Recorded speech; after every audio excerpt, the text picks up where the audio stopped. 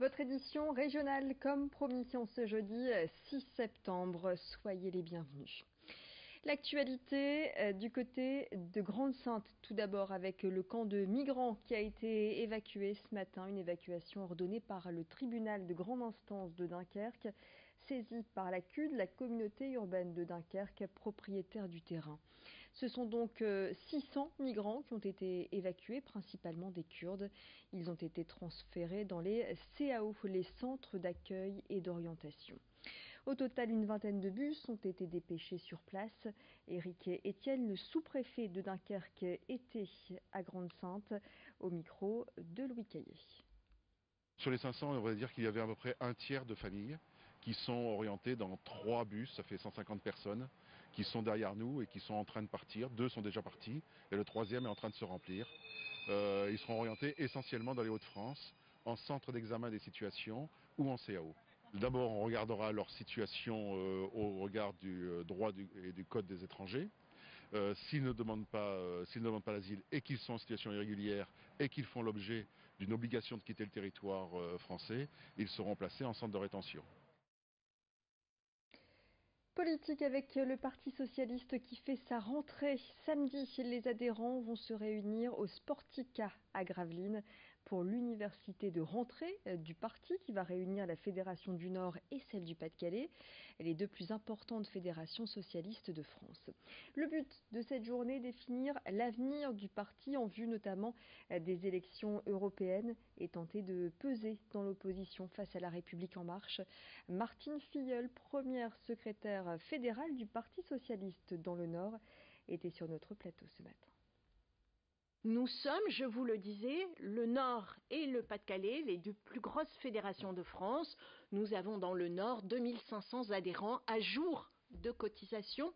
Et il y a, je dois le dire, de nouveaux adhérents qui ne reviennent pas en masse encore, vous vous en doutez bien, mais nous avons des nouveaux adhérents, des déçus du macronisme. Il faut que nous travaillions pour pouvoir être complètement audibles aujourd'hui dans la société française, avec des propositions qui correspondent aux attentes des jeunes, par exemple, qui sont les laissés pour compte du gouvernement d'Emmanuel Macron aujourd'hui. Allez, on referme cette page politique dans le domaine de la santé. À présent, signalons le top départ lancé hier de septembre en Nord, partout dans la région. Chaque année, l'événement permet un focus sur les cancers pédiatriques, ce qui touche principalement les enfants. À Lille, au centre Oscar Lambret, Septembre en Nord est l'occasion de lancer des défis, notamment celui de faire marcher les enfants sur la Lune. Il s'agit bien sûr d'un défi symbolique dont le but est de faire marcher les participants sur une distance totale de 384 000 km, soit la distance qui sépare la Terre de la Lune. Chaque kilomètre correspond à un don et les fonds permettront de rénover un nouveau service de pédiatrie. Explication complémentaire avec le docteur De Fachel, interrogé par Vincent Vieillard. C'est facile, que vous fassiez du vélo, du run, de la natation, de la trottinette pour venir travailler. Vous cumulez vos kilomètres, vous allez sur le site septembre-en-nord.centreoscarlandrais.fr et là vous pouvez partager vos kilomètres. Vous allez voir, c'est très simple, je valide, je partage les kilomètres et le compteur se met à jour au fur et à mesure. Si par ailleurs vous voulez faire un don, c'est pareil, vous mettez 1 euro, 2 euros, 50 euros, 300 euros et hop, le compteur est alimenté également, ce qui nous permet d'atteindre notre défi et d'atteindre la Lune fin septembre.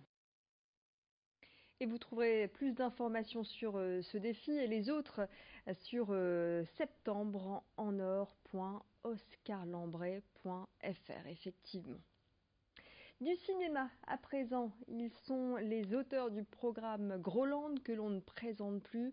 Gustave Kervern et Benoît Delépine sont de retour sur grand écran. Après Saint-Amour avec Gérard Depardieu et Benoît Poelvoorde sur La Route des Vents, les deux compères de Canal+ reviennent avec I Feel Good.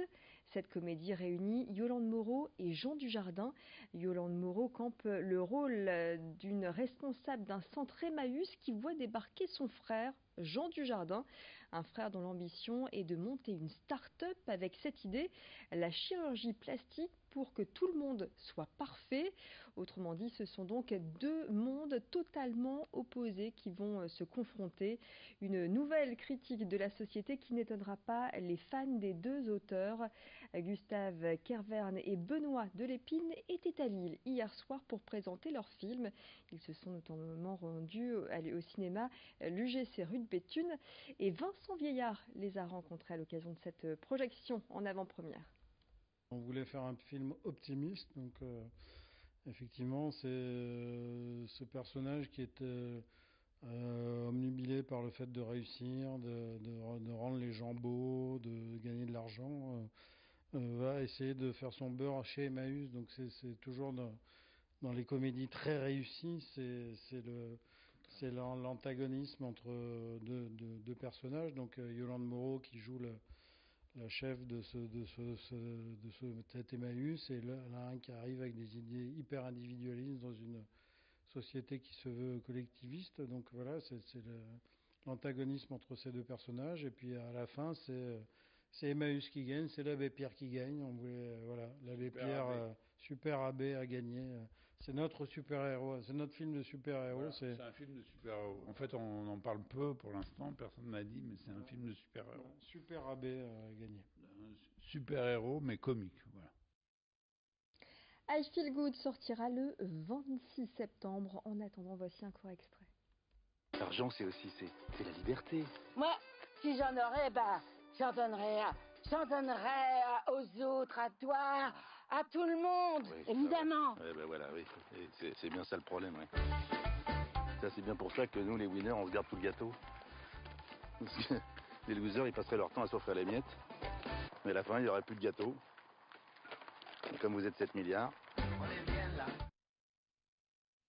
Voilà, c'est la fin de cette édition régionale. Dans quelques instants, les prévisions météo des prochaines heures sur l'ensemble des Hauts-de-France.